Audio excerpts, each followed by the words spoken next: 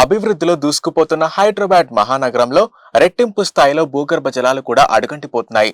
తాజా సర్వేనే అందుకు నిదర్శనం. ఔటర్ రింగ్ రోడ్ వరకు దాదాపు 948 చదరపు కిలోమీటర్లలో సాంకేతిక నిపుణులతో జలమండలి జరిపిన సర్వేలో కేవలం 27 చదరపు కిలోమీటర్ల మినహా మిగిలిన 921 చదరపు కిలోమీటర్లలో భూగర్భ జలాలు ప్రమాద స్థాయిలో అడుగంటిపోతున్నట్టు నివేదిక సమర్పించారు. హైటెక్ సిటీ, మాదాపూర్, శేర్లింగంపల్లి, కుకట్పల్లి మిగతా 15 డివిజన్లలో అత్యధికంగా 4,50,000 వాటర్ ట్యాంకులు జలమండలి నుంచి రిపీటెడ్ గా 22,000 మంది బుక్ చేసుకుంటున్నట్లుగా రికార్డులు బయటపడ్డాయి.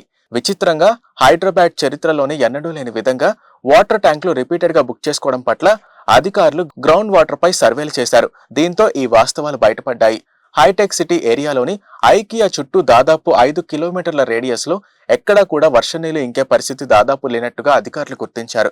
గత ఏడాది కంటే ఈ ఏడాది వర్షపాతం అధికంగా నమోదైనప్పటికీ ఎక్కడా కూడా వర్షం నీరు భూమిలోకి ఇంకే పరిస్థితి లేకుండా సిమెంట్ టాపింగ్ చేయడం, ఇంకుడు గుంతల వంటివి లేకపోవడంతో పడిన వర్షం నీరంతా మూసీ నదిలోకి డ్రైనేజ్ రూపంలో వెళ్ళిపోతున్నట్టుగా గుర్తించారు. గతంలో ఎన్నడూ లేని విధంగా ప్రతిరోజు 11,000 ట్యాంకర్లను నగరవాసులు బుక్ చేసుకుంటున్నారు. గతంతో పోలిస్తే అదనంగా 100% పైగా వాటర్ ట్యాంకులకు డిమాండ్ పెరిగింది. అత్యధికంగా హైటెక్ సిటీ, శేర్లింగంపల్లి, కుకట్పల్లి, నిజాంపేట, ప్రగతి నగర్, మాదాపూర్, మణికొండ మరియు ఎస్ఆర్ నగర్ ప్రాంతాల్లో వాటర్ ట్యాంకర్లకు డిమాండ్ ఉంది. భూగర్భ జలాలు పడిపోవడంతో అపార్ట్మెంట్ లో బోర్లు కూడా పనిచేయడం లేదు. జలమండలి వాటర్ ట్యాంకులపైనే ఈ కాలనీలన్నీ ఆధారపడ్డాయి. హైదరాబాద్ ఔటర్ రింగ్ రోడ్ వరకు వాటర్ ట్యాంకులను సప్లై చేయడానికి మొత్తం 81 వాటర్ ఫిల్లింగ్ స్టేషన్లు ఉన్నాయి.